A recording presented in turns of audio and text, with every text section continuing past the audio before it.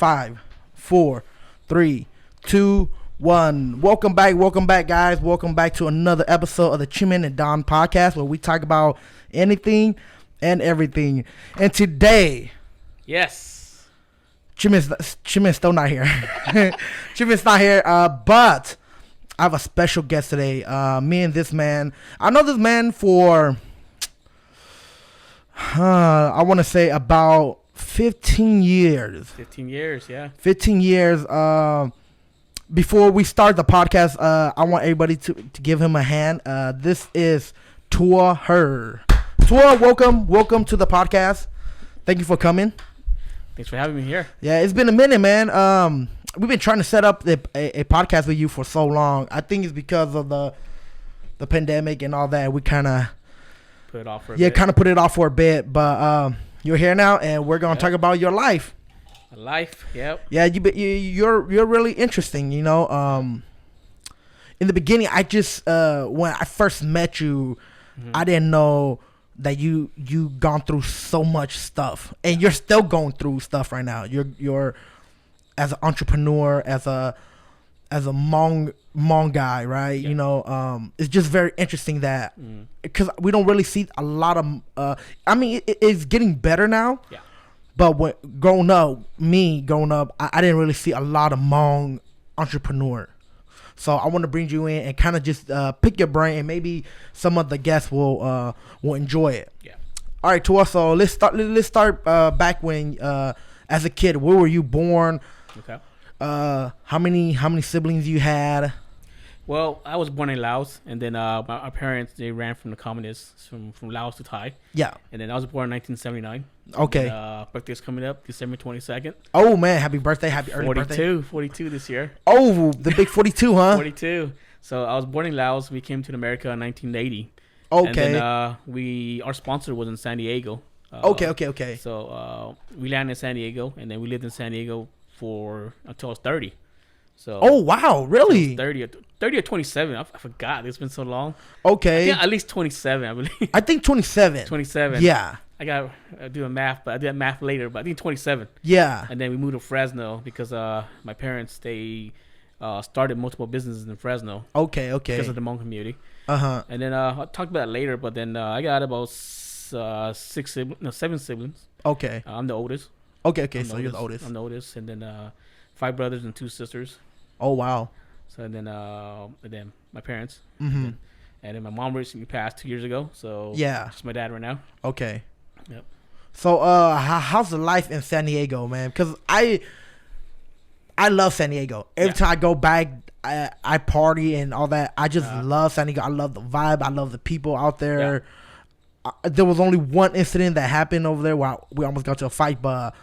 They were young, but most of the time, everybody's nice. It's so chill. How was your experience over there? Well, growing up in San Diego, I didn't have a lot of Hmong friends at all. Or barely met any. Or we only see them during the Hmong New Year. Yeah. Luckily, excuse me. Luckily, at that time, there was a lot of Hmong people in San Diego. Okay. So there was enough. But then we live north of San Diego, Mira Mesa. Oh, okay. So that was basically because Linda Vista is the main Hmong community right there, Linda Vista. But we lived in Mira Mesa, which is a little bit north. And then the only Hmong people there was just my first cousins. Okay. And then a few Hmong people here and there. Okay. But mainly all my friends were Vietnamese or Filipino. That's it. So, oh, wow. Okay. So I was really into the Filipino culture because I really like the way how their food and their culture and...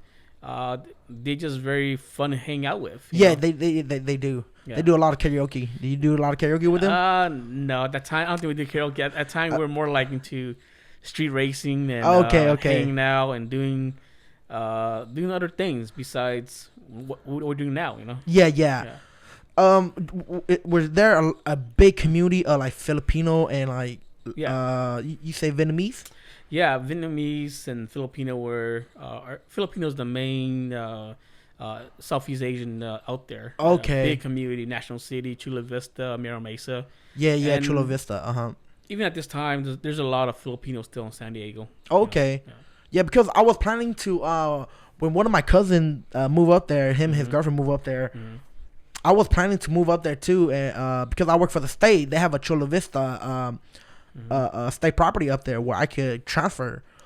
Yeah. I was really close to transferring to Chula Vista. I mean, at this time, Chula Vista is pretty much really good place to live. Yeah, Back then, it was like the ghetto. I heard that. It was the ghetto. That's where we go and fight other Asians. Yeah, even my cousin say it's still not. He said it's still kind of ghetto. Yeah. He said it's not like the best place to go in San Diego. Yeah. I've never been there. I drove past Chula Vista, but I never just like go in there and spend time in that city. But yeah, I was planning to just work in Chula Vista and then go to my apartment in San Diego. Or I mean, everything is so close because the freeway there is so huge that you can get anywhere anytime. Yeah, it's all connected. When we left San Diego, the main freeway 15 and 805, there were like maybe like 2-3 lanes only. Oh wow! But now it's like 5, 6, 7, 8 lane with a carpool. Yeah, I think 805 is like 5 lane with a carpool. And that's each side. It's not like both, you know. And then every time I go back there, it's always different. Yeah. So, are you planning to move back there? Yes, I am. Yeah. Yeah, after I make a few good looking stocks, and I plan to go back there. Nice. Well, you can't go back yet until you give me my first tattoo. All right. All right. Sounds good. Right. Or you can come down there. Or I can come down there. Yeah. Because I do plan to buy a beach property, so you nice. can come and chill my place, and we can do a tattoo down there. Oh, nice. Yeah. All right. So we talk about your childhood. Yeah. Were you like a good kid, or were you like a trouble kid like me? Probably both. Because being the oldest and you could say being first generation American. Yeah.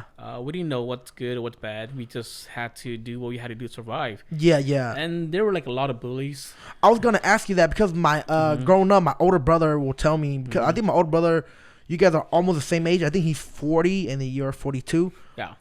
He'll tell me that he'll get into fights. And I remember him and my cousin getting into fight with like the black and the white because of you guys were like the first generation here, and you guys don't really know much about the American ways and English, right? Yeah, and then we're a lot smaller, and then we didn't in height. Yeah, and then a lot of people didn't know who we are.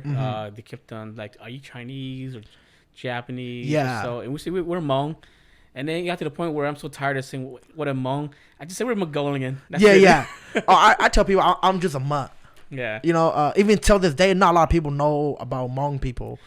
It got better because after Sunni Lee's win, and then everything just went. People start being more interested in what it is. But, so that's a big win for everybody. Yep. There's only like certain amount of people where I remember just they ask me what nationality I am, and I'll tell them I'm Hmong, and they'll be like, "Oh, I know Hmong." And I remember my first job, I had this older gentleman as a resident, and me and him was talking, and he told me about the Vietnamese War, the Vietnam War. Yeah. And he was like telling me history about Hmong. And I was like, oh, I didn't know none of that. Yeah. And he was like, well, I was raised and I had like Hmong. I was big on the Hmong community. So he's like, I grew up with a lot of Hmong kids. So he's like, I know a lot about like the Hmong history. I was like, I don't. Yeah, I mean, the people that actually know Hmongs are actually like neighbors, and they grow up together. Yeah, they understand each other. But growing back then, we had to face a lot of bullies. We had ever since like kindergarten. Yeah, kindergarten all the way to college. Yeah. That's like almost your whole youth just trying to fight bullies. And I'm glad that the young kids nowadays, they don't really have to go through what we went through. I mean, they still do little bullies here and there. Yeah, but it wasn't as rough because we kind of set the path and broke the barrier. Yeah. We actually had to fight. Yeah. Or do things that I wouldn't do right now. Yeah. Just to earn respect, so. Do you? I want to bring in this subject. Do you believe in maybe getting bullied? Because I think I'm way younger than you, right? Well, I don't want to say I'm way younger, but I'm younger than you. And growing up, I did get bullied, but I didn't get as much bullied as probably you guys. But for me getting bullied, I had to learn how to stand up for myself and kind of have a thicker skin. Yeah. And I feel like nowadays, because everything's so kind of PG, I know it's bad to get bullied, but do you think that a little bully will be good for for like a youth? I think or someone younger? I think so because it's just like, I can't really say the word here, but yeah. But it's just like it's an experience you have to go through to understand the world. That the world is not a perfect place. Yes, life is not fair. Life is not fair. Life is not where not everybody wins.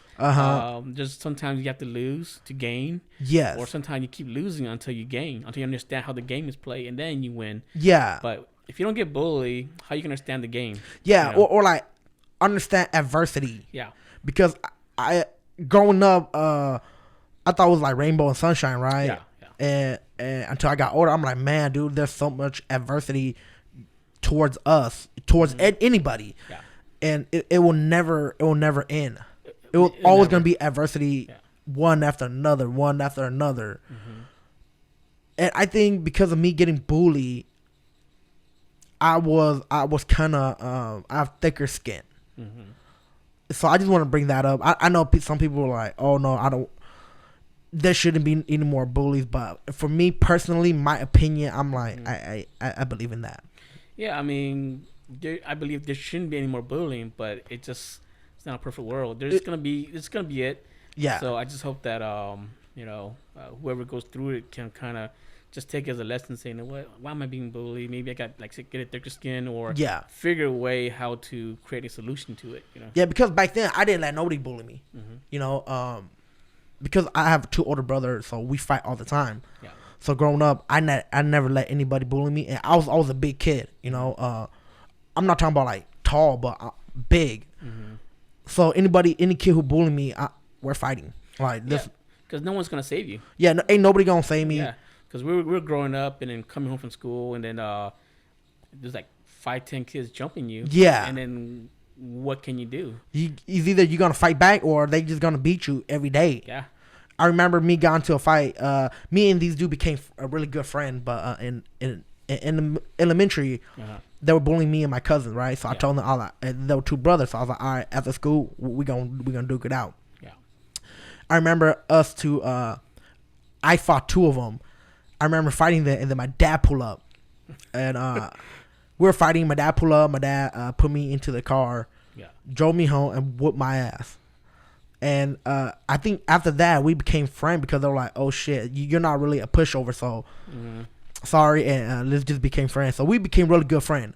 Yeah, I came across a couple of those, too, where they didn't just understand who we are. And after kicking their butt, they finally say, you know what? You're not too bad. That little short Asian kid is actually cool, Yeah. So we became friends.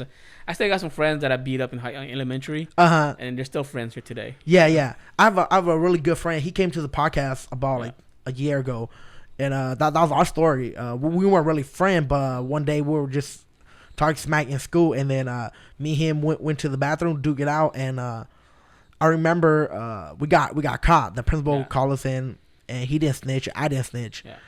And then after that, we're like, hey, you're pretty cool. All right, let's shake hands. We just became like really good friends. Even till this day, we're still really good friends. Yeah. But talking about that, did you did you play any sport? Did you do any martial arts? Well, growing up, being first generation Americans, that was the hardest. Yeah. I like to take a few years back. One of my funniest stories that back in first grade, first grade, yeah. Okay. Because in kindergarten, preschool, you're in a separate room where they have their own bathroom, right? In the office, right in the classroom. In the classroom. Yeah. And then when we got to first grade, it's a shared restroom now, right? Okay. Yeah. Yes, it is. And then being first generation American, we didn't know what's going on. So there's 2 doors, one go in and one push out, right? So 2 doors to go in the bathroom. One to push in. Really? You go in. And then the other door right here, and then you push to come out. Exit. So I pushed to go in, and the other door, I was trying to pull the door, and it just keep on closing. Okay. So I was stuck in the bathroom for an hour until the teacher came and looked for me. Oh, really? Yeah, because no one told me that you had to push. Yeah. So the funny thing is, I went home and I was crying. I told my dad that I got stuck in the bathroom for an hour. Oh, wow. So my dad went outside, got a little stick. He carved it and he said bathroom doorstop. Oh, okay, so okay. When I go to the bathroom, I put the little doorstop on it. Yeah, so that was the funniest thing. And then oh, wow. And then I look back to him like, man, That was so. Would you like MTT? Yeah, but were you like traumatized as a kid? Yeah, I was scared to go to the bathroom because what if I get stuck again for an hour? Yeah, yeah. Know? So. Well, I mean, like it just because you didn't know. I didn't know. You know. And I think because of the first generation, I think you were afraid to ask questions. Yeah, afraid to ask questions because we always want to be the good kid in class. Yeah. If we have a problem or anything, we shouldn't ask because we don't want to be embarrassed. Yeah, yeah. Or look as like a dumb kid. Yep. Or being weak. But in America, no question is dumb. No question is a dumb question. You're supposed to ask. Yeah. But back then, our parents taught us that don't ask questions because you look dumb. Yeah, or don't ask questions because you're gonna look like you're not smart like the other kids. It's not that you're going against the teacher or you're going against authority, right? Yeah. I remember my dad always telling me that, like, be the good kid, put your head down, go to work, and just like work your school craft. And for me, I'm like, if I don't know, I'm gonna ask questions. Yeah. But I had to go through so many obstacles because I was afraid. I was afraid to ask questions. I was afraid to like asking questions and everybody's looking at me. I'm like, oh, now I feel dumb. But I think after like middle school, I just kind of like, if I don't know, I don't know. I'm gonna ask questions. Yeah. And I think it kind of got into like a bad habit where I got lazy, and I don't care. So I was just like, hey, I don't know. Even though I know, I was like, oh, I don't know. And I try to get like an easy way out of it. And I think that's when it became a problem. Yeah. I think a lot of first generation Americans that have that problem where they're afraid to ask questions. Yeah. And then they get left behind. They got to go to ESL or they got to get speech therapy or they just get left behind from the class. Yeah. And so we were all smart, just that we're afraid to ask questions. And I think that I'm glad that nowadays kids are asking more questions or they're more curious, and I'm just glad it's changing. Yeah, and one thing too is good is that because we go through that because we were the first generation here, and now that you see that there's a second generation, a third generation, you start seeing the progress of education or progress of kids doing things they want, like Suni Lee. And for me, I'm like, oh shit, like that's cool, like that's really good, because growing up, our parents didn't tell us to do that. Like, follow your dream. No, they tell us to go to school, go to college, and then go get a good job and get married and have kids. Like, that's the basic life, right? That's the plan for everybody. That's the plan for all the kids. Yeah. And for me, because I didn't grow up, I mean, we had like a Hmong community, but we were in a group where we hang out with black, white, Mexican, Indian. And we kind of, and growing up, I was never into like, school is fun. Like, for me, I was a trouble kid. Yeah. I'd rather like be out there selling whatever, I mean, I don't want to say it here because I have a job. Yeah, I'd rather have a quick hustle, make money, right? Yeah. And then after I graduated, I was like, I didn't know what to do. I was like, I don't know what to do. Yeah, because your parents had a plan for you. And then you just kind of look at it and say, you know what? I'm just going to follow the plan because, they're older. Yeah. And they're more wiser. Because they're always saying, we're wiser. We're wiser. And then so you just say, okay, they're wiser, so we just follow their plan. See, for me, I didn't even think like that. I was just like, for me to like, because my dad will always tell me, like, every day he'll like lecture me. So I was like, man, for him to shut up, I'll just go do it. Whatever. Go to college. I went for the city, went there for a semester. I was like, it's not for me. And then he was like, just go do nursing, go nursing class, right? So I went there, graduated. I was like, okay, cool. And I just landed a job. I landed a job when I was like 19. I did a CNA school. And I landed a job when I was 19. And then ever since that, I was like, okay, cool. Like, it's a steady job, but I never really explore other things. Yeah. And I wanna segue that to your past life, because you've done so much.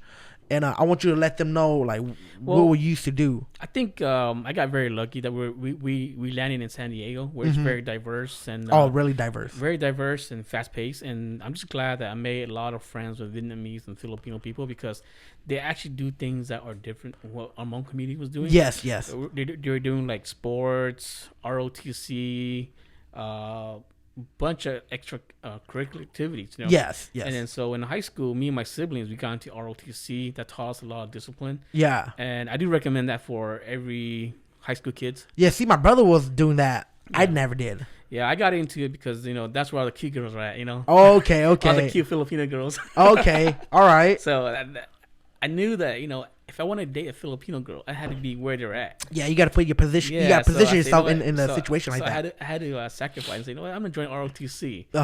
Just to see how it is. And then I eventually stayed in there, and I became the color guard, and then color guard team for a while. Okay. And then my brothers and sister, they joined, and they were like in a saber team and a bunch of other teams inside of ROTC. Mm-hmm. And then that taught me a lot of discipline, like how to prepare your clothing. Yeah. Every week for uniform day. It's pretty strict.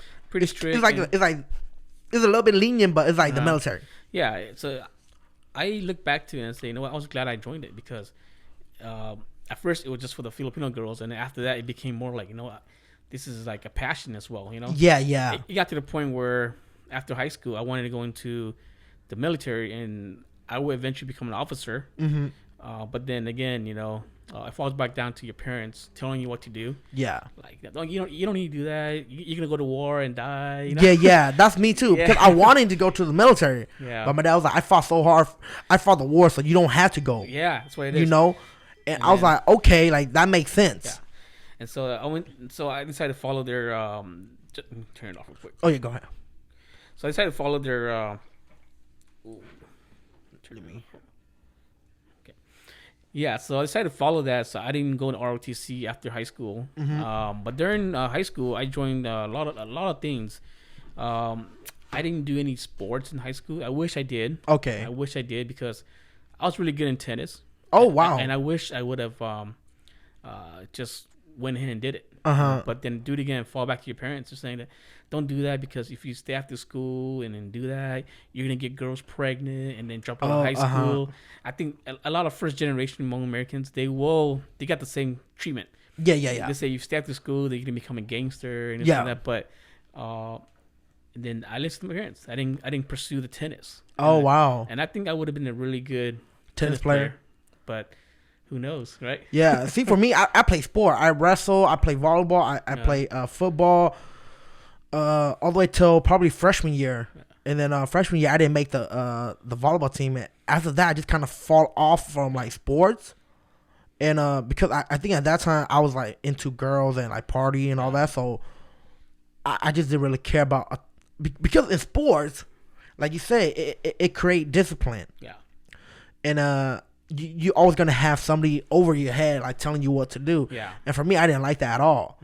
So after I got out of sports, I'm like, I ain't gonna let nobody. I don't care what teacher tell me what to do. Like, I'm gonna go out. I'm gonna party. I'm gonna drink. I'm gonna try to have sex and all that as a young kid. Start living it early, huh? Yeah, try to as a young kid. I remember telling my nephew he's my youngest nephew. I think right now he's 16. Yeah.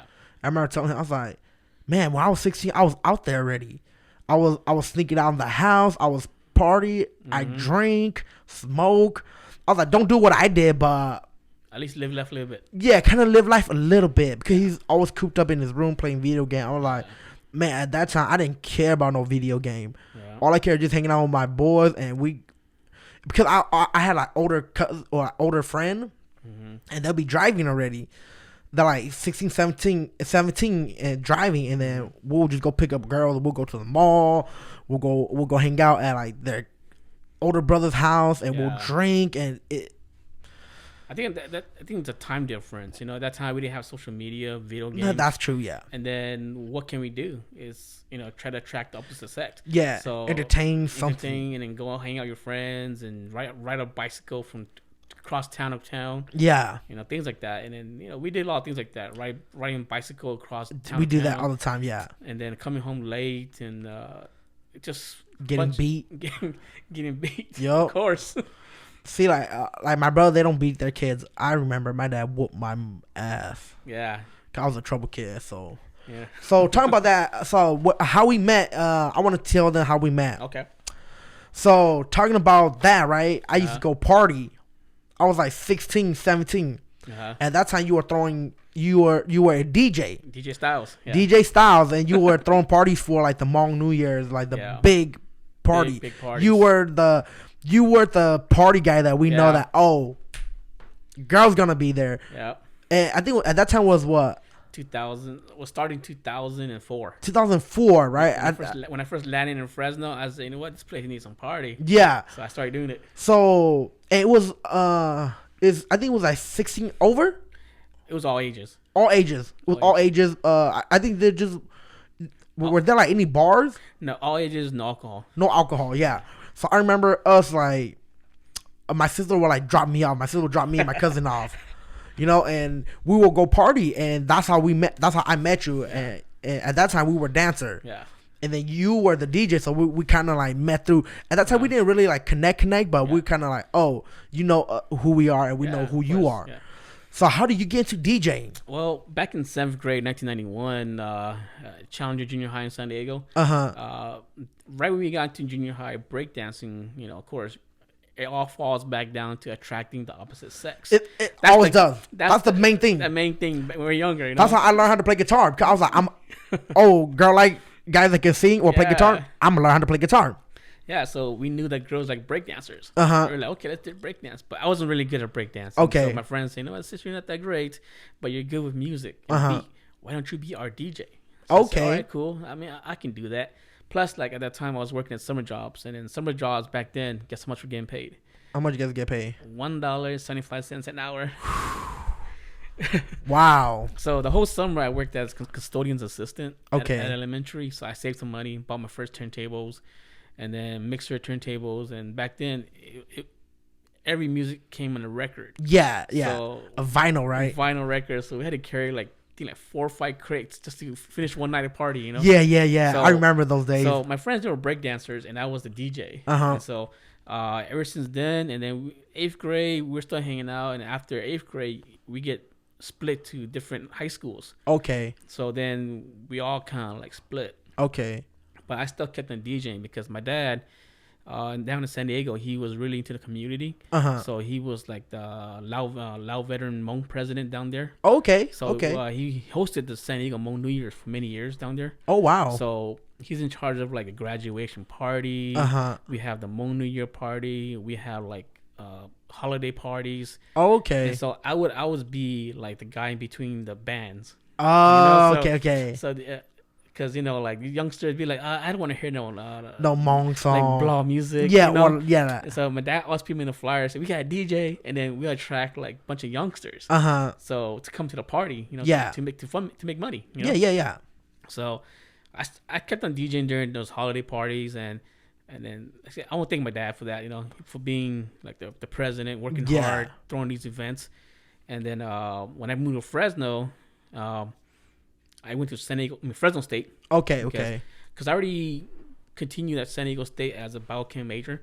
Oh, wow. I already finished that already. So when I came to Fresno, I was going to go towards my master's in biochemistry as well. Oh, wow. And then head to med school. That was my goal. Uh-huh. And then when I got to Fresno, I saw one of my buddy, her name's Pai Vang.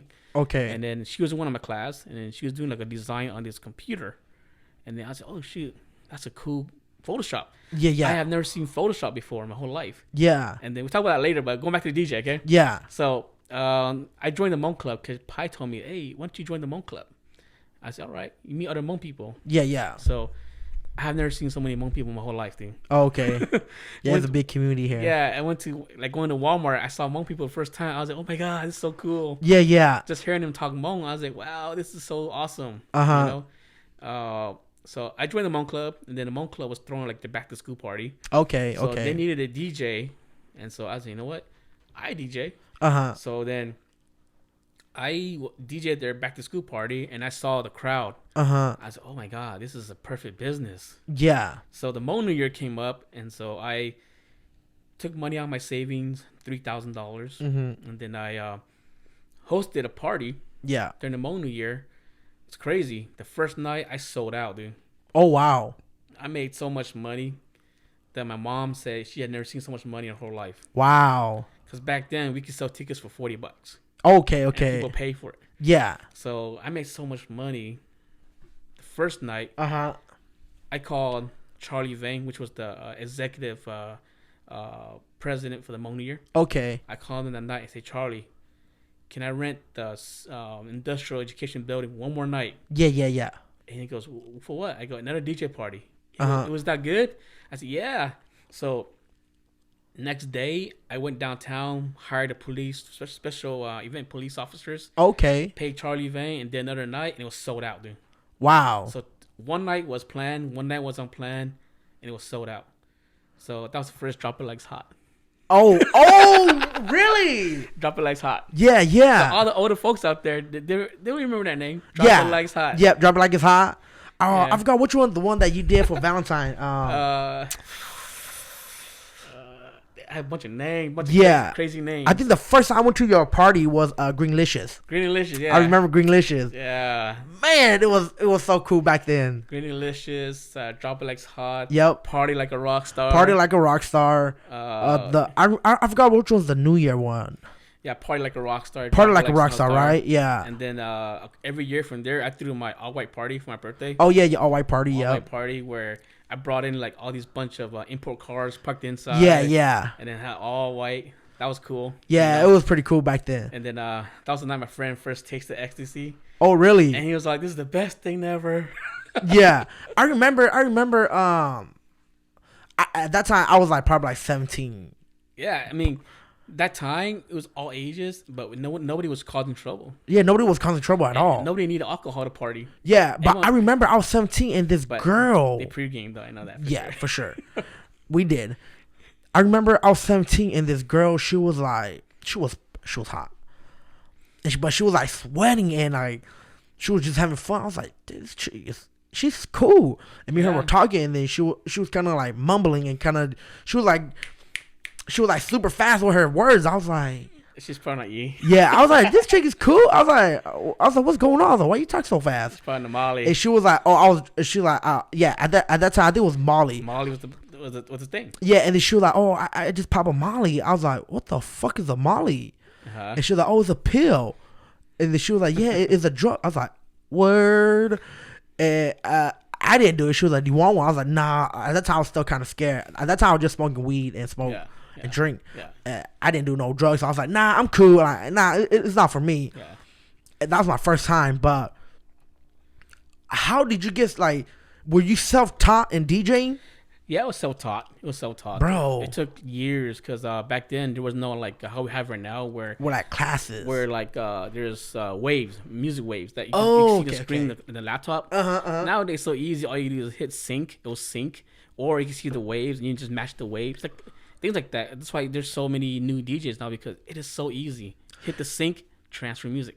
But back then, you actually had to count the beats, know what songs coming. The beat per minute, right? Yeah, beat per minute. So I remember because I wanted to be a DJ. Yeah. I think that was 2000, probably 2010. Yeah. Or 2011, one of those years. And I want to be a DJ because at that time, EDM was like hot, right? Yeah.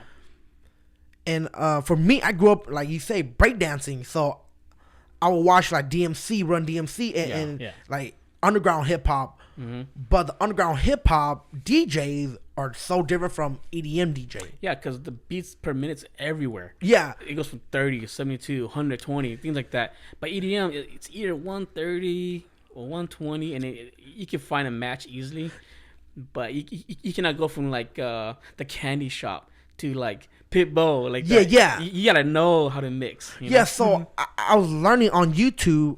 I think I want to say it was like 2004, probably 2013, 14. That was when YouTube already happened. Yeah. And I was looking at how to DJ, and that's what they'll tell you. Like you had to know the BPM, right? Yeah. Is it BPM? BP. Yeah, beat per minute. Yeah. BPM. Yeah. So I was like, oh, what the hell? And then at that time, they already had a laptop and all that. I would look at the BPM. I was like, oh, so it's pretty easy. But for me, I didn't want to be a DJ like that. I want to cut, I want to scratch. Yeah. Because like I said, I'll watch like DJ Craze, and he'll like do his mix. And I'm like, I was like, now that's art. To me, I was like, that's how a DJ is supposed to be. It takes skills. It takes skills. Yeah. You know, I didn't want to be just like a I don't want to. I don't say nothing bad about this DJ, but I don't want to be like they say like iPod player, YouTube DJ, or a YouTube DJ, right? Like for me, I wanted to. If I want to go to EDM, I want to make my own beats, my own cuts, so I can do my own music, right? Yeah. And dude, it was so hard. Like it was so hard. I gave up on it. Yeah, I mean nowadays it's all about show. You know, we call it super mix. You know, sometimes it's a super mix where a DJ mix and record ahead of time. Yeah, yeah. And then when they go to the show, they just play the CD or play the track, and then they just hype up the crowd. And I mean, nothing wrong with that. It's all entertainment, making money nowadays. It is. And then time has changed. You know, you got to go with the flow. You know, nothing hating about it, but. If those DJ were to go back in the days and try to DJ, I could say maybe 75%, 80% won't make it because back then it takes skills and knowledge. Nowadays, anybody can just go to Guitar Center and buy a Serato software and then just overnight I'm a DJ. Yeah, because I remember like my brother would show us tape and DJs and B-boys. Yeah.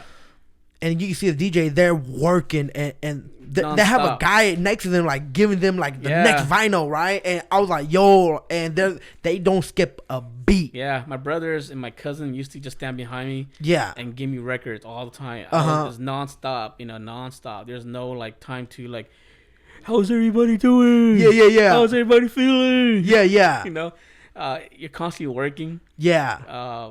From like open to close. You're constantly working. You're sweating. I remember like when I see DJ at these clubs in town, like Club Glow, Typhoon. I remember Typhoon. All these places, man. Typhoon was pretty bad though. I go through so much Coronas because you're drinking and you're like working, sweating, and everything, and then in the night, like wow, I finished 24 Coronas and more. Wow. And you didn't even feel it because you're so into the music. And you're sweating it out. And then, like Night Track. I used to DJ there every. Oh Friday. yeah, you used to do Night Track. Remember because we used to go Night Track. Yeah, Night Track, man. Because the owner of Chong, he's a really good guy.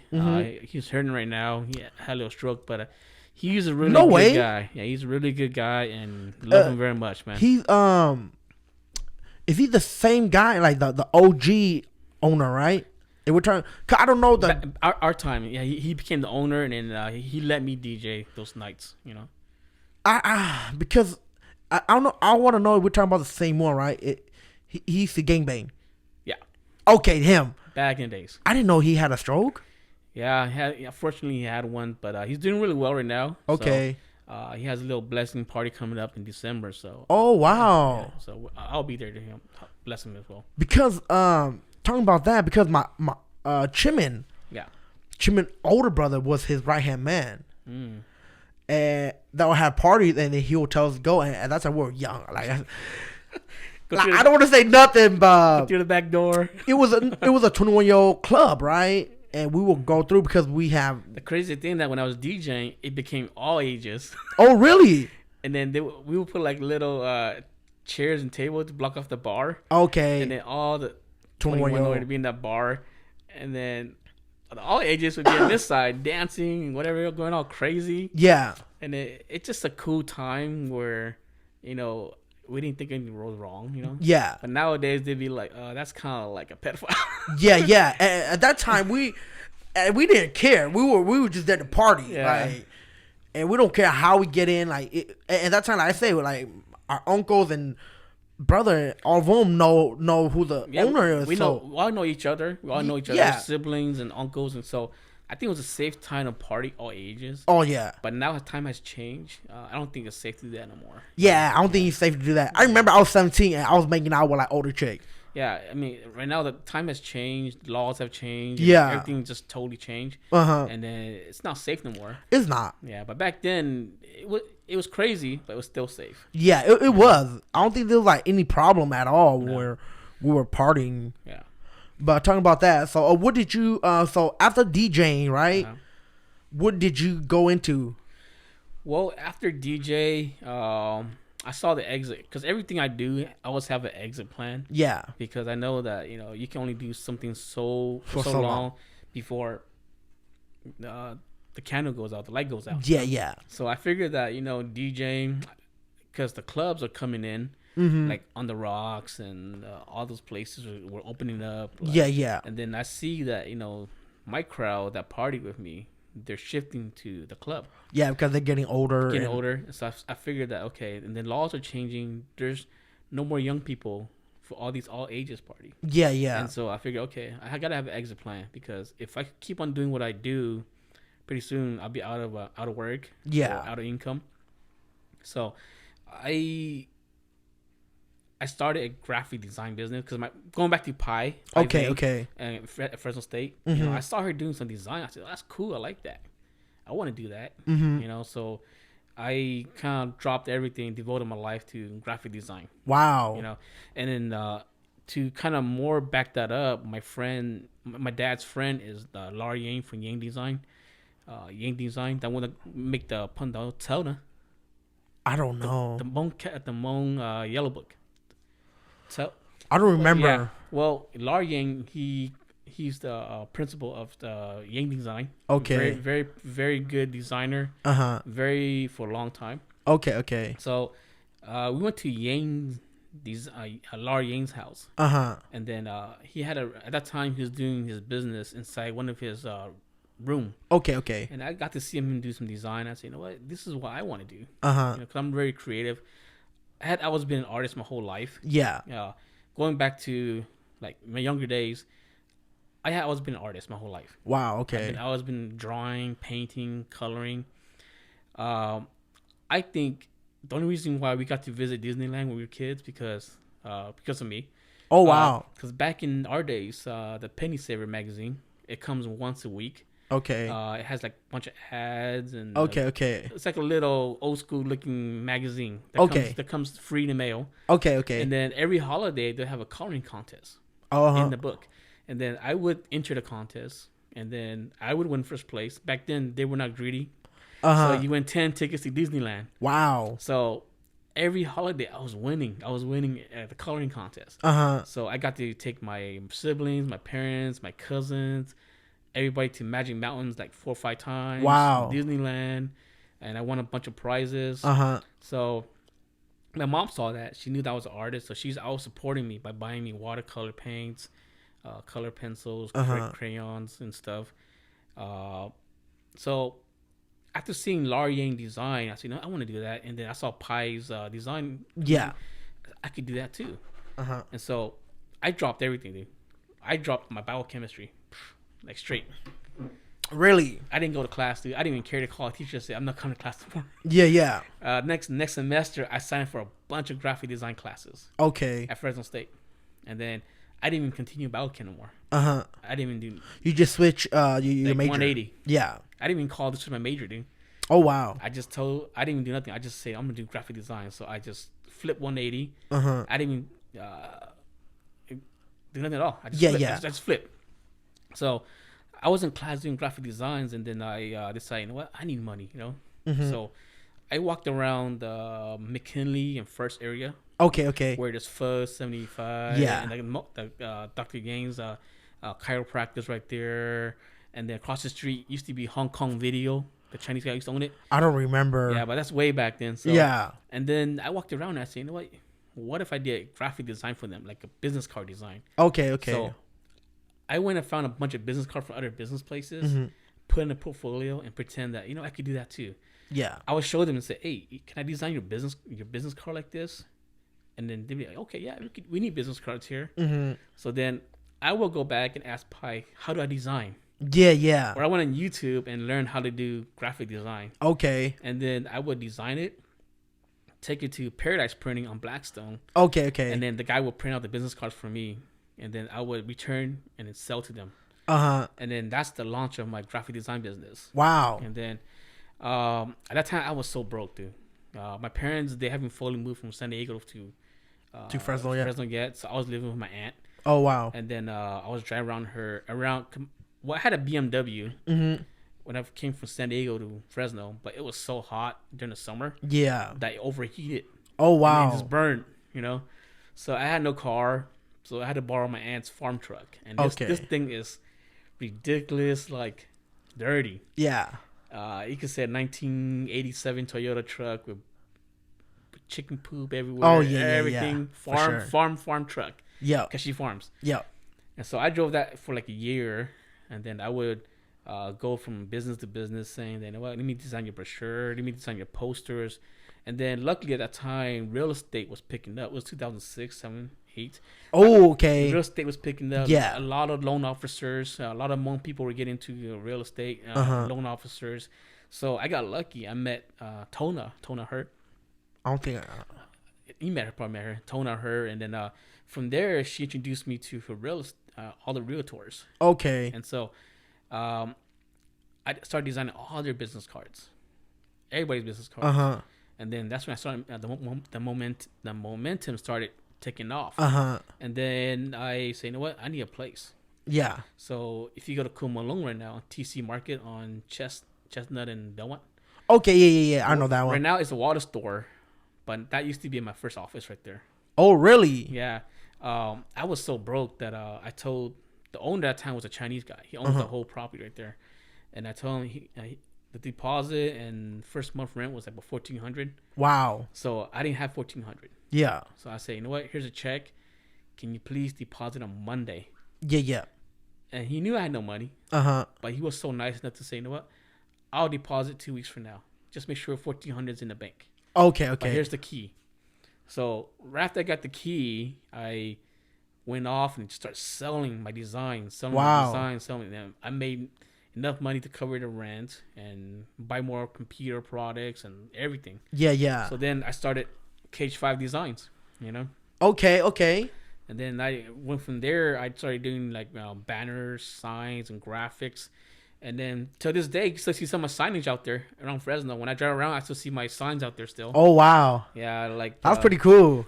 I did all the Chinese massage signs back in the days. Oh, really? Yeah, if you drive down Shields past Blackstone on the left hand side, you see a massage place. Okay. It says Chinese massage.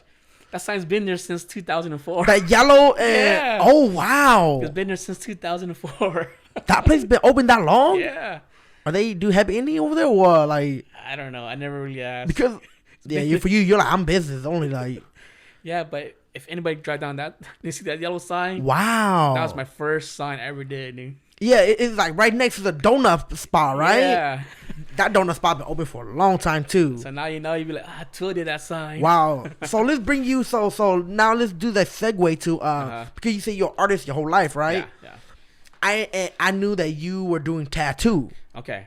So let's talk about so let's talk about your tattooing. Okay, so when I was doing the graphic design there at that place, right? And then 2008 when everything crashed. Yeah. Housing crashed, business crashed, everything just slowed down. Yep. And then I was going broke again. Mm-hmm. Because I need business to make money because they're my clients. You have to. But they're not buying no more because they're broke too. Yep. So one of my cousins, he just got out of prison. Okay. He came by and he's like, you know what? Since you're not using the front room, can I rent that room to do my tattoos? Okay. And I thought, you know what? I like tattoos too. Mm-hmm. So let's make a deal. You don't pay rent to me, and then you teach me how to tattoo. Oh wow! As a trade. Yeah. As a trade, and then so he taught me how to.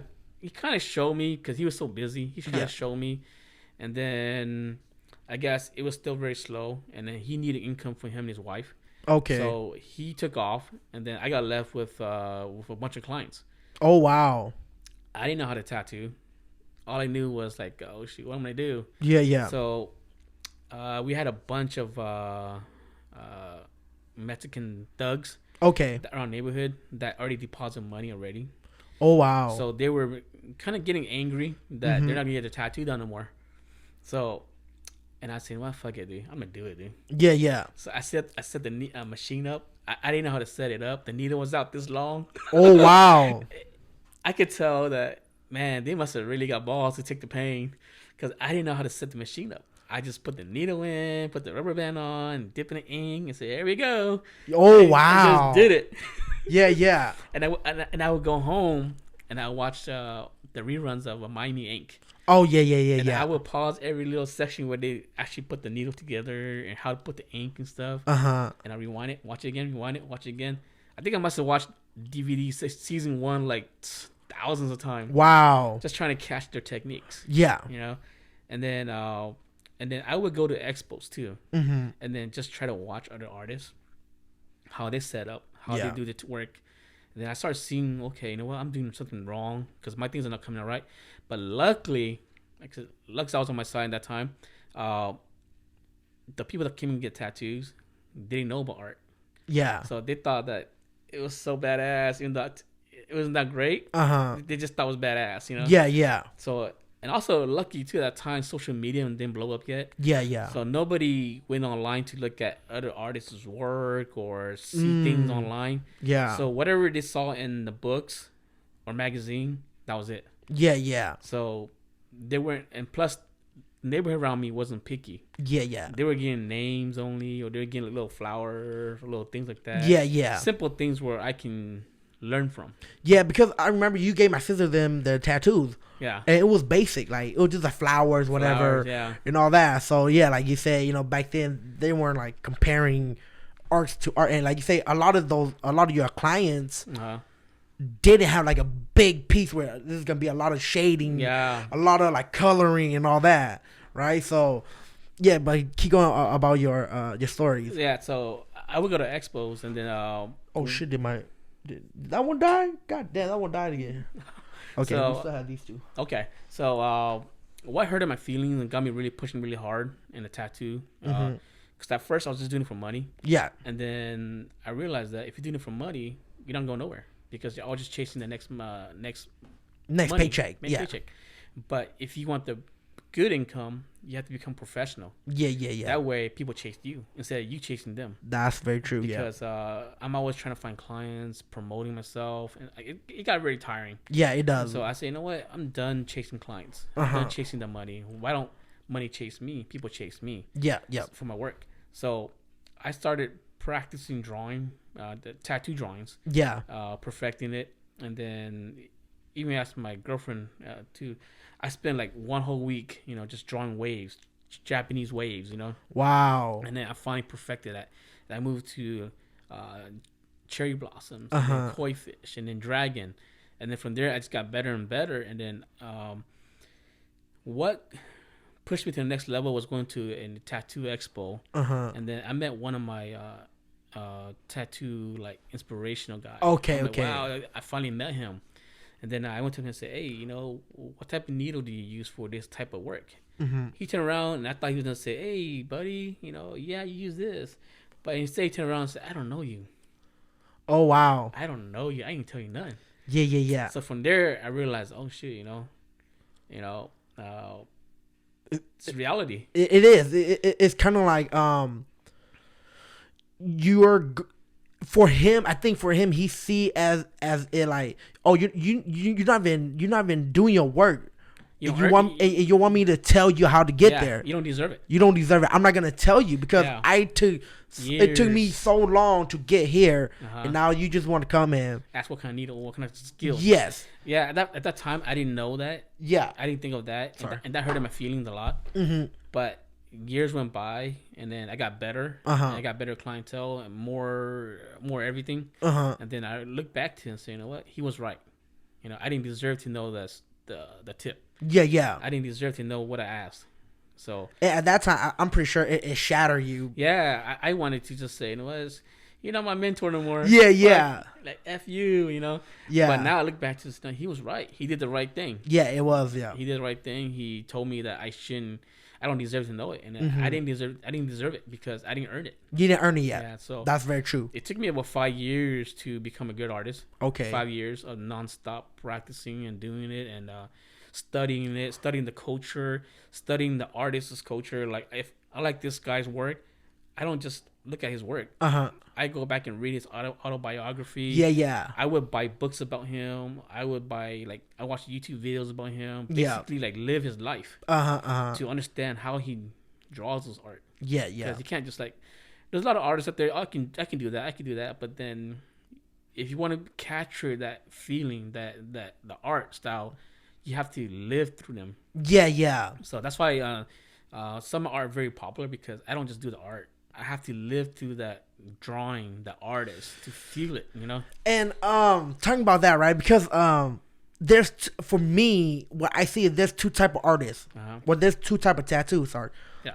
There's one tattoo when you can go to a tattoo shop and they have all these drawings. Yeah. Like, oh, you know what? Put that tiger like that. Just that generic tiger or generic tattoo on me. Yeah. But there's a second tattoo artist where they want to know. They want you to tell them the story about why you're getting that tattoo.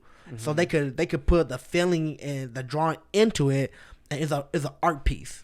Yeah, I mean, there's those type of artists. You know, nothing wrong with which route you want to go with. Once the one on the wall we call the flash artist. The flash art, you know. Okay. And they can get really good at that, and then that's their hustle. It's cool. Yeah. But then there's artists like where I want to go towards to, or I'm at towards to is people that do it because you know you want to express art. You want to create, and you want to do something different than just picking off the wall. Like you would come to me and say, "TOUA, do me a dragon." It probably took me about a week just to think about something. A week or 2 weeks in a month. But that time I was so booked for like 6, 7, 8 months. I had plenty of time to kind of think about what kind of art you want. Yeah. You know? So then I would book you ahead of time. And then use a month or 2 months to kind of brainstorm what fits your body. You come in and I'll look at your body, where you're gonna put it at, how it flows. You know. Yeah. And then each art piece I do is not just like do it. Yeah. It has to be where like it fits you, the character, how it face everything. So I got to that level and I realized that there's so much more levels to go through. Oh man, dude, I sorry to cut you off, but I remember when you first started tattooing, right? I'm like, oh, TOUA's pretty cool. And then I think like 5th year, huh? Yeah, I think like 5, 6 years after, and I started seeing you just draw. Like you didn't even put a tattoo on yet. You were just sketching. Yeah. And I remember you sketched. I think it was Monkey King or it was like a mask with like the teeth was coming out. Mask, yes.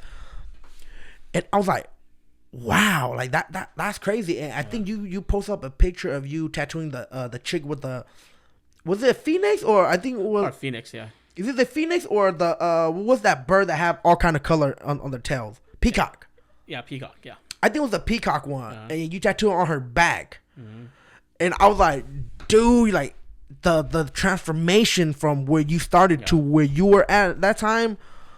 I was like, dude, I want to pay TOUA to give me a tattoo. Yeah, at first when I started doing things like the flash art. Okay. And I realized, you know what, making $40, $60, $80 here and there, that's cool. Makes a living. Yeah. But then again, going from that to charging like $250 an hour or like $600 for 3 hours. It's not something that you're proud of, right? Yeah, it's like to me, it's not about the money anymore. It's about the level. Yeah. Where like I look at like Horitoshi, I'm like, oh wow, he's charging you like $1,000 an hour or $2,000 an hour, and I mean what?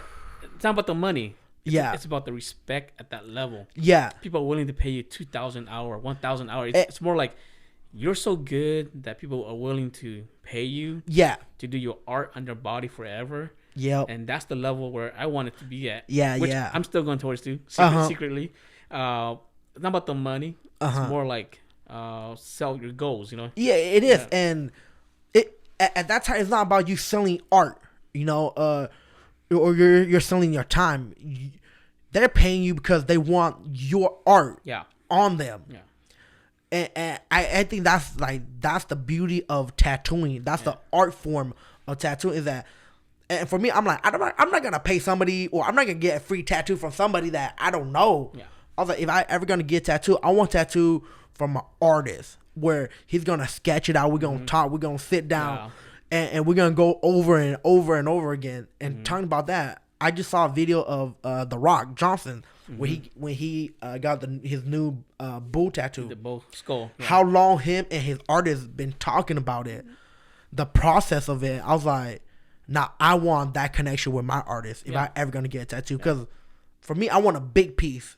And like I said, maybe as right now, because my parents still living, and I know for sure they're gonna kill me if I get a tattoo. But I was like, for sure I'm gonna give me like a piece right here. But I was like, for sure, I was like, when my parent passed, I know like it's kind of harsh to say that, but not everybody live forever, right? I always tell people that. Well, my story is that when I first got my tattoo, I DJ one of my friends fellow tattoo artist's sister's wedding. As a trade off, I get a tattoo. Oh wow! So he did my first tattoos right here, and then it was during the Hmong New Year, and then my parents are like, take off that sticker in your arm. I go, 3 more days, Mom, don't worry, 3 more days. Oh wow! And then after 3 days, and then how come your sticker's not coming off? And I say it's. And then I waited till we had relatives over, and I finally told my parents, I got a tattoo. Oh wow! And then they can't do nothing because we have relatives over. Yeah. So they just kind of like yell at me, whatever. And every time they see it, I was like, "Oh, you like it." But then you know what? As I got better doing tattoos, and then people started booking me from all over the United States and the world. Yeah. I got people flying in from France, Spain as well. Wow. And then my parents, my mom, her mindset totally changed because she always supported me artistly. And then now she's promoting me. She was promoting me to her customers because that time we had a Chinese fast food in Sanger, California. Oh wow, I didn't know that. And then so every customer that comes in with a tattoo, she sees it, she'd be like, "Oh, go to my son do a good tattoo." Okay. So I remember people calling me and say, "Oh yeah, a little Asian lady told me that you do tattoos." You did tattoos. Yeah. I go, "That's my mom," you know.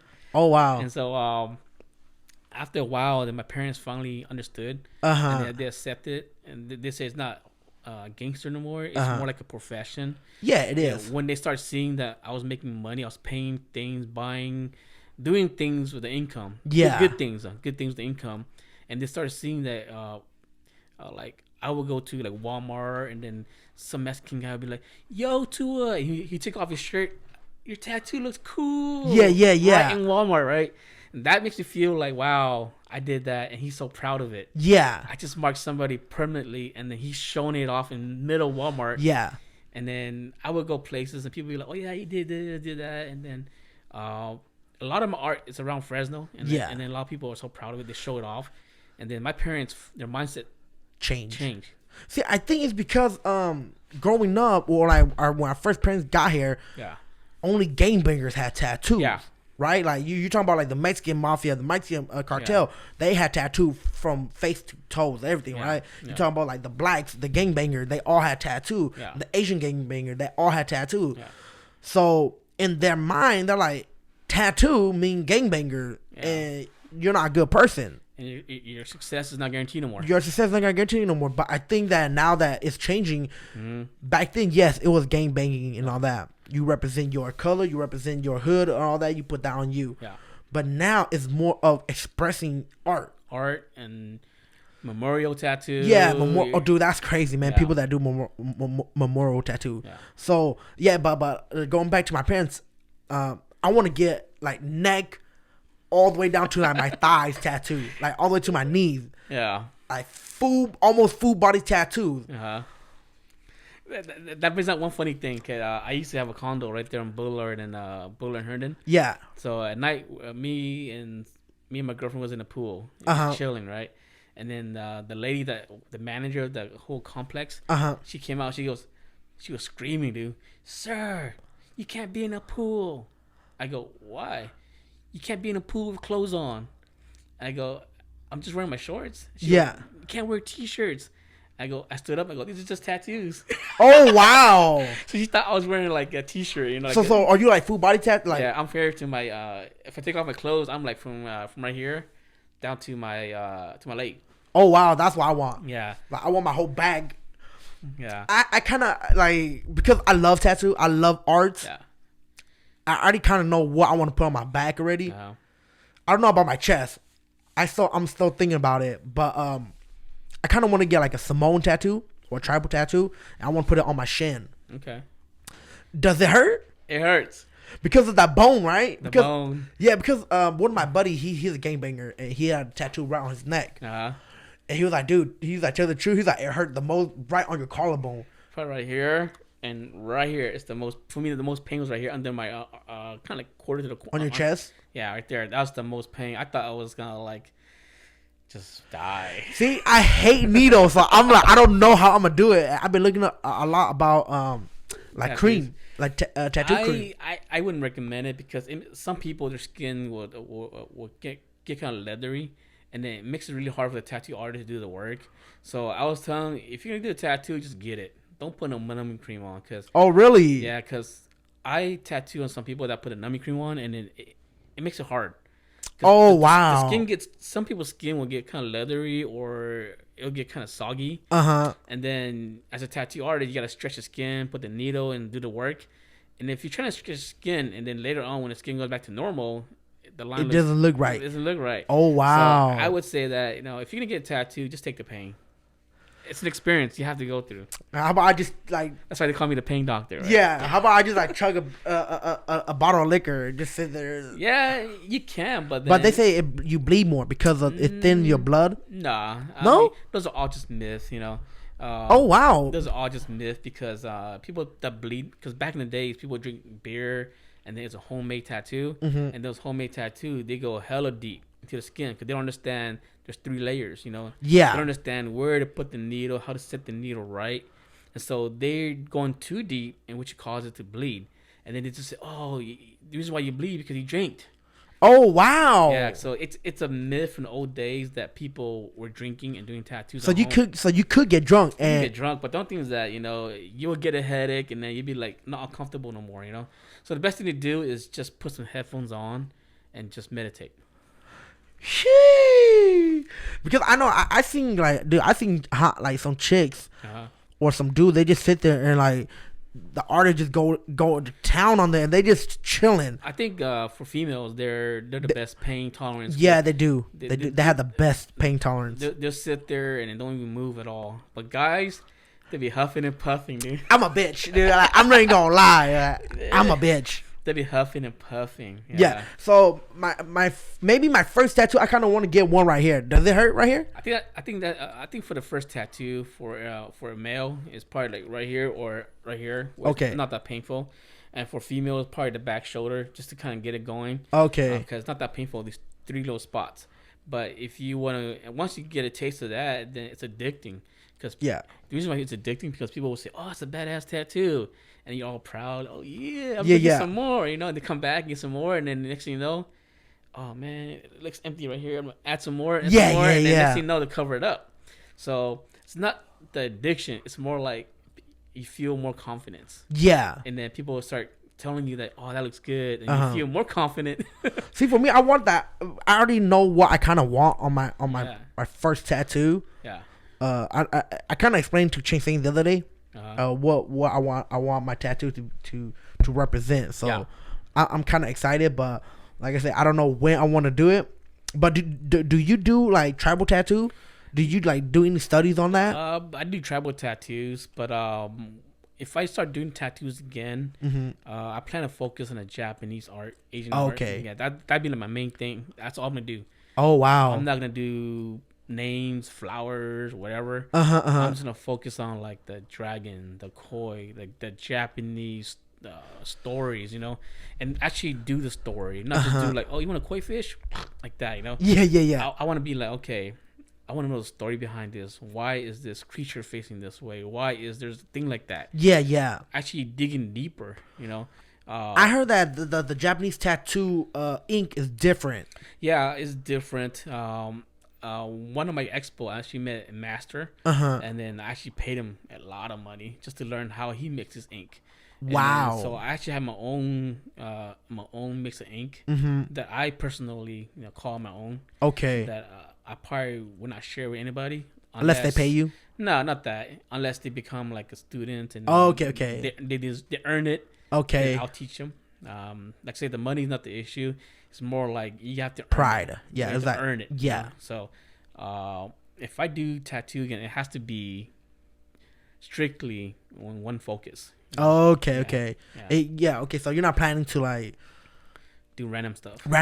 Right? No. Okay. Because I know some people that do moral just do morals. Yeah. Some people that do Japanese tattoo, they just do Japanese tattoo. Yeah. Okay, so just focus on that, and then just attract that kind of clientele, and then that way, everything has a focus. Yeah, because I know like a lot of like the Simone tattoo artists, they just stick to Simone tattoo, and I kind of want to go to a Simone tattoo to get my Simone tattoo. You should, because you don't want to just go to anybody and they do it, they just copy it. Yeah. But what if they put the wrong character on there? And then next thing you know, you're like, okay, that tattoo has a different story than what you're thinking. Yeah. But the artist you went to doesn't know anything. So it's better if you go to a professional that actually studies it Yes. So that way, when you get it done right the first time. Yeah, because I was doing a lot of research about like tribal tattoo, right? Samoan tribal tattoo. Yeah. And they say that the artists, they don't tell you how they're gonna tattoo you. They want to know your history. Yeah. Because back then they say tribal tattoo was a warrior's tattoo, a mark on a warrior. So whatever you done or like your background and like your history and all that, that's when they ink you. You don't know what they still do it nowadays, where you don't know what they're gonna put on you. They just gonna put it on. Yeah. And I kind of want to go through that experience, but I heard it hurts because they're tapping that. Yeah, I got that one on my right lower leg. They tapped it. Does it hurt? It took 6 hours just to do the outline. And it's not even done yet. It's so much pain that I'm afraid to go back and finish it. No way. And I had it for like 10 years. I haven't gone back yet. So did you get it in like down to LA? Oh, so you go to LA? Yeah. Okay. So they actually used the tapping, and then that took 6 hours. Yeah, because I heard the tapping is way more painful. More painful, and then it's just the experience that you have to go through. Yeah. Because I see people bleed on those tapping. Yeah, because it's not depending on the tap. Some of them are harder, some of them are softer. Not like a machine where it goes the same. It's the same thing. Yeah. The tapping is, it's whatever the tapper taps. Yeah. Man. Yeah. I want to get my first tattoo, but I'm afraid of pain. Yeah. But let's end this here, and then I'll bring you back next time to do more for like business. Okay. But can you send me some of your art so I can like put it as we were talking? Yeah. Because I really want to showcase your work, man. I think you are a freaking artist, dude. For me, I never had that artist drawing. I always envy because one of my buddies, he's like really good at drawing. I always wanted to learn how to draw, but I can't draw a stick figure to. I mean, anybody can do it. I mean, really? Anybody can do it as long as they focus. You might not be good at first, but then if you spend enough time at it, you'll be good. I think because my mind run all the time. Yeah. So like while I'm drawing, I remember drawing, my mind would just goof around. I'm like, I lose focus. Because there's people that has talent and people don't have the talent. The one with the talent, it's easier for them to get it done. But the one for the talent, it just takes more time. Yeah. Man, I always like envy people who could draw. But for sure, I think my first tattoo, I might want you to tattoo me. Yeah, I think one of my favorite pieces, the one I did my mom's face on my left thigh. Oh, you did? Yeah, I did it myself. I tattooed her face on my thigh here, and then when she was still alive, and I showed her, and she was so happy. Really? And I'm glad that I got to show her that before she passed. Yeah. Man, that's so cool, dude. But the funny thing is that when I go to bed with a girlfriend, she'd be like, "Man, your mom's watching this." Oh yeah. Right in your mom's face. Right. Because you put it on your thighs, right? Damn, that's crazy. Does it like how does it feel when you tattooing yourself? It's like killing yourself. Because I see cutting yourself. Yeah, because I seen like tattoo artists. They'll just sit there and they'll just like tattoo themselves, and I was like, how the hell do you? Yeah, I mean it hurt a lot. But I did it for my mom, so I just took the pain. Yeah. It's like taking a knife and just cutting yourself, watching yourself cutting yourself. Slowly. See, I never cut myself like that before, so I don't know. Like, oh fuck, dude. And just go and pretend. Okay, I'm holding a needle, and I'm just like slicing my skin for like 5 hours. So, okay. Before we end it, so you know when you do your outline, is it a different needle than when you shade it? When I first started, I would use like 4 different needles. I use the outline needle and then the medium mag. The mag is like flat, like a paintbrush, and you for shading, right? Oh yeah. Okay. And then there's a double mag, and then finally there's a you can say a round liner. It's a point one, but it's a big point circle like this. Okay. It makes thick lines. When I first started, I was using like so many needles. But then as I got better, I only use one needle. Really? I can do everything in one needle now. So the outline needle is just a single point needle? Single point needle. I can shade with it. I can outline with it. Make thick as you get better, you know how to angle it, you know how to use it. So I can use the outliner, I can shade, and I can make thick lines. I can do everything, and sometimes I'll do the whole back pieces just with an outliner. Wow. Yeah. So people, that's impossible. But then as you get better, you realize that a needle can do so much. It's so crazy. Sometimes I'll be doing tattoos. I'm like, wow. Who the hell did just invent tattoo? Maybe somebody was barbecuing, and then the piece of wood got stuck in them, and then the charcoal got and say, "Oh, that's cool." Yeah. Let's just keep making charcoal tattoos, Yeah.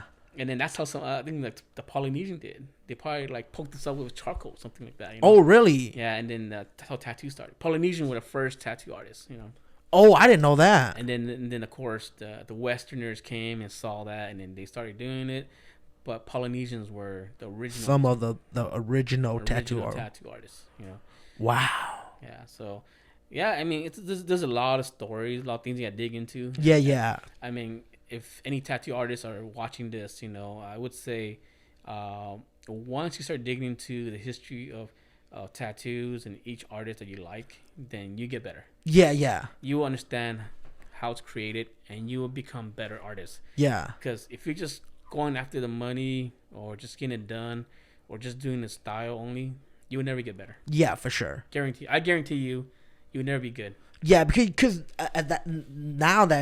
you're doing that, you're not focusing on the art, right, or the process of learning. If you don't want to make money quick, then you can just learn something real quick and you can do it. There's a lot of good artists out there that I see online that like in the Hmong community. Ever since I started doing it, I was probably like one of the very, very few. I think so. Maybe one or two. Yeah. Tattoo artists, and there's some in Minnesota in there, but now there are so many. I see on Facebook where there's female artists now coming up, or wow, coming up, Hmong people, and so I see that they're doing it. They're apprenticing, and then now a lot of artists are moving into tattoo.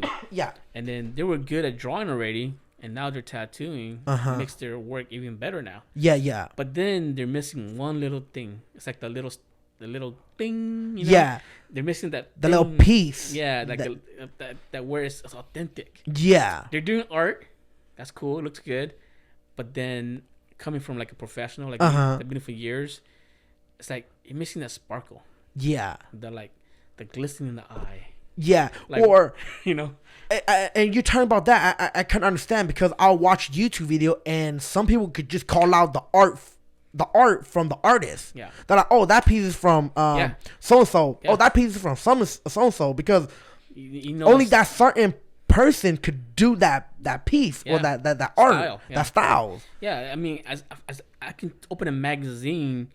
I know who did this. I know who did this. Oh, this Japanese artist guy here. This guy down in L.A. That's their trademark. Yes, but then I'm seeing so much people just doing art. Yeah. I don't even know who did it in the Hmong community. But one thing I would like the Hmong community to do is be different. Be yourself and create your own niche. That way, when I look on Facebook, I be, oh, that's the guy in Minnesota did that. Or that's the guy in there did that.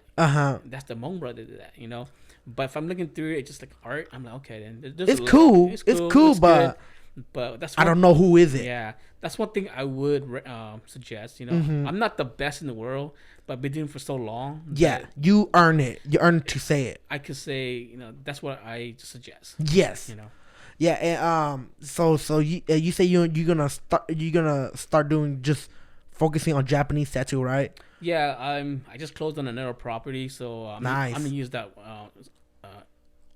open room as like a art room. Okay. And so I'll be taking private sessions. Oh wow. For collectors, we call collectors people that are willing to just collect art. They're not getting tattoos; they're collecting now. Wow. That's the level that I want to be at. Being known as the guy that collectors go to. Okay. Yeah. Cause for me, I want my bag. Cause I growing up, I was always into samurai. I want a big piece of a samurai head, like with the head and the helmet. But I kind of want it to be a skull under. And I don't know, man. I think it'll look great on you because you got a big body, dude. Yeah. I like doing tattoos on big body or big spaces, because when I first started, I was doing so small little details. But then as I got better and everything, I said, you know what? every artist that does tattoo, you gotta think 10 years ahead. Yeah. You gotta think 10 years ahead. 10 years ahead, how do you want this art piece to look like? Yeah. Because, as people age, the lines merge, shading merges, everything merges. Oh, wow. So then stretches, merges, depending on the customer's lifestyle. So 10 years from now, you want the art to look great still. So then you gotta design it to look good 10 years from now. So that's how the mindset of a artist should be like. Everybody should be like. Oh, wow. In business, art, anything you do, you have to think 10 years from now. I think that's the reason why I haven't got my tattoo yet, because I want to. I'm cutting right now, so I want to slim down before I get my tattoo. I think slimming down, getting big doesn't really do anything much. Oh, really? Unless you get really huge. Yeah.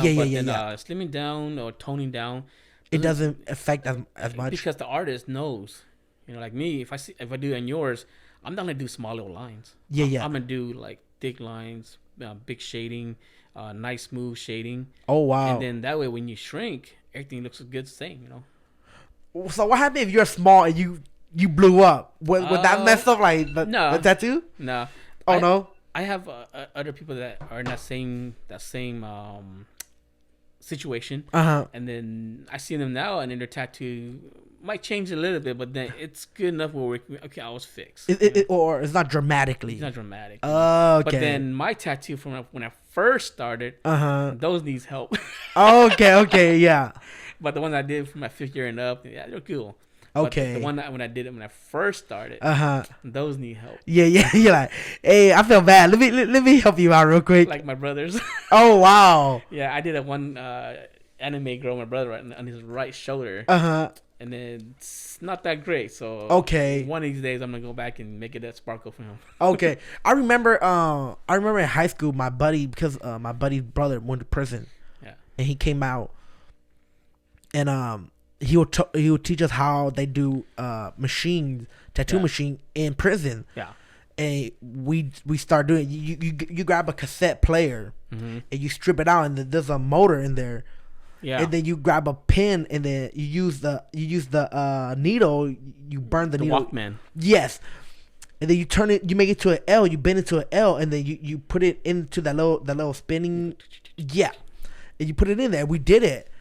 And that's how my buddy got his first tattoo. Yeah, that's where the drinking myth came from. People would drink and then do that because the machine is not powerful enough, so they have to really press hard, and that's where the bleeding starts. And it'll be, oh, you know what, you're bleeding because you're drinking. Yeah, but it's not, because the machine is not powerful enough to go through the skin. Yeah.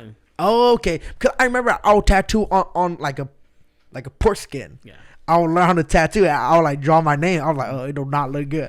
I was like, I'm not gonna be a freaking tattoo artist. People always say, practice on the pork skin, but then the pork skin is so tough. Yeah. If you try to do the same thing on a human skin, you're gonna rip the people's skin. Oh, I didn't know that, because they tell me, they're like, oh, practice on the pork skin before you do on yourself. Nah. Because I wanted to do my own name, like probably like right here or somewhere. Probably the best way to do it is to, if anybody wants to get into tattoos, the first step is to draw. Okay. Practice hours and hours of drawing under maybe like a tattoo artist that you work for. Yeah. And then practice drawing first. Be patient, and then maybe grab a friend or somebody and do like a small little tattoos. Yeah. And then from there get better. Yeah. I think if I were to do all over again, I was forced into it because at that time the shop we owed them money. They had to get their tattoo. Or I'm gonna get killed, right? So I had to just get down on it, and that forced me to do it. So I think different timing, different everything. Yes. But then if I were to go back in time and say, if I had time, I would probably start drawing first, and then take it slowly. Yeah. Instead of doing 5 years of mistakes and then become great when I first step out. Yeah. That makes sense. But then again, those 5 years taught me to understand. But it does, yeah. Like every mistake you do learn from it. You know, if you could like see it and then learn from it, and to be able to teach younger people the process, because I wouldn't want them to go through what you've been through. Yeah, and if anyone wants to talk about it, I got a lot of stories, a lot of experiences to teach them. Not knowledge, but experiences to help them out. Yeah. And that's why I want to bring you here, because you have so much knowledge. Yeah. We still got a lot too. We still got about my off-road trips. And everything. We still got to talk about your off-road trip, your karate growing up. Yeah. What you're doing right now is selling insurance. Yeah. What else? Oh, your beef jerky business, your clothing line business. So we're gonna talk about all that next time for sure. We're gonna bring you back. I think by that time we should have 3 mics where me and Chinmen gonna sit and we're gonna talk. Yeah, of course. That'd be cool. All right, TOUA. Thank you so much for coming, guys. I want you guys to go show TOUA some love. Go to his social media. TOUA, what is your social media? My social media is last name HAWJ, and then TOUA, TOUA. All right. Can they find you? Facebook. Anything on Instagram? Do you have any like your art on Instagram? Yeah, Instagram it's a long name, so it's called The Insurance Guy. Okay. Instagram. And then also my art that I haven't updated my website for a long time. Okay. www.artandtattoos.com. Okay, and then guys, before TOUA go, I'll tell TOUA to give me or you can send me the links, and then I'll put it down on the description so people can go and check it out too. Yeah. And maybe somebody might want to book you in the near future when you start doing your tattoo again, and then go from there. There's a long waiting list. I know. And one thing too about tattoo artists, sorry about going back. I heard that there's like people that are really good tattoo artists. There's a long waiting process. I think I didn't even start doing tattoo yet. My waiting list is 1 year already. Wow. Well, guys, does that mean I'm not gonna get my tattoo up probably like 4 years from now? If you want. Yeah. All right. We'll talk about that. Well, guys, thank you guys so much, and we'll see you guys next week. Peace out, guys.